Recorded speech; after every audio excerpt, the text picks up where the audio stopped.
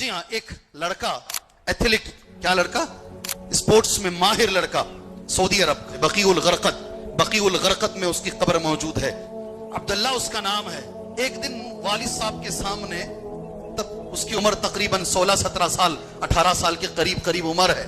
वालिद साहब के सामने उसकी जेब से लाइटर गिर गया। क्या जी? वालिद साहब ने पूछा उसे, ये तूने जेब में रखा क्यों है? उसने कहा कि बस ऐसे ही रखा है। हालांकि वालिद पहले देखे थे ये इससे सिगरेट पी रहा है, तो वालिद ने देखकर उससे सवाल किया, आज लाइटर में मिल गया है, ये तूने सिगरेट पीने के लिए नहीं रखा है? कहा नहीं। बात बढ़ती गई। उसने कसम भी खा ली कि मैं सिगरेट नहीं पीता हूं, और इतनी ऊंची आवाज से, जोर से चीख मार के वालिद के सामने बात करने लगा। वालिद को गुस्सा आया।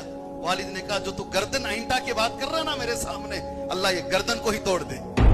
बात खत्म हो गई, वो निकल गया अपनी जगह पर। वालिद अपने काम से निकल गए।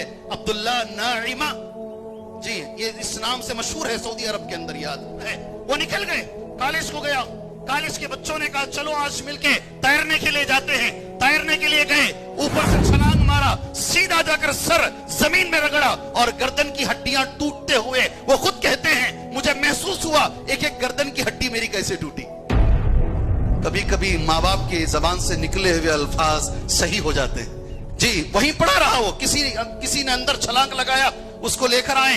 4 साल तक बेहोश रहा, के बाद 30 पर 1 साल तक जिंदा रहा। सिर्फ सर हिलाने के काबिल था, हाथ पैर माजूर थे। मेरे भाई, वालिदैन अगर अपनी जबान से किसी मोड़ पर आकर, किसी मौके पर आकर अगर उनकी आह निकल गई, यकीन मानो मेरे भाइयों, तुम्हारी जिंदगियां बर्बाद हो जाए।